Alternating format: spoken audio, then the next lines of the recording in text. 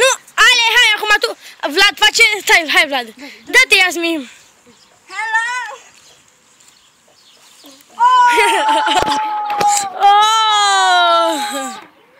Ține, Iasmin, hai, filmează tu. Ale, hai să-ți arăt. Hai, fă tu.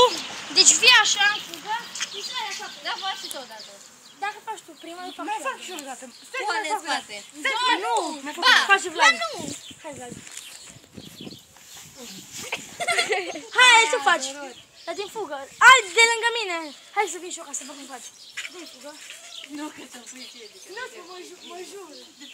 Promit. Nu, stai, acolo stai. Vlad, stați acolo, meleț. Acolo, meleț. Hai că nu-ți face nimeni nimic. Crezi că eu mă pot să pun piciorul? Nu. Hai, Ale. Hai, dar nu așa. Uite, stai în poziția acum. Pot să sar eu? Stai în poziția acum, stai. Stai în poziția aia, așa. Da, stai tu, poți să... Sergiu, pot să sar eu? Ale! Sergiu, pot să sar eu? Da, știu. Aia e Lore. Pot să sar eu? Ale, stai așa. Pot să sar eu? Imediat. Da. Iasmin, hai. Ca să filmeze. Ale! Ale! Hai! Nu mai faci. Pot să sar eu? Da.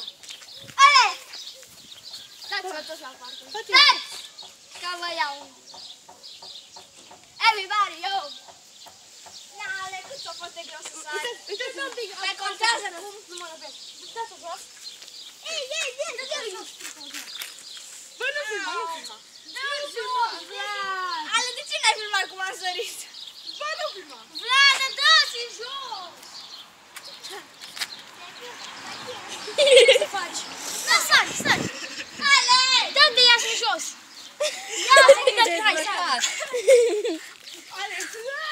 Ale, Uite-te acum la mine. sar o dată. acum eu. Hai, lăsați și tu acum.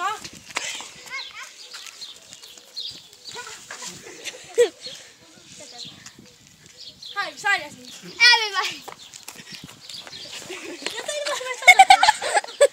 Nu potopește, ia-ți-mi Vladu.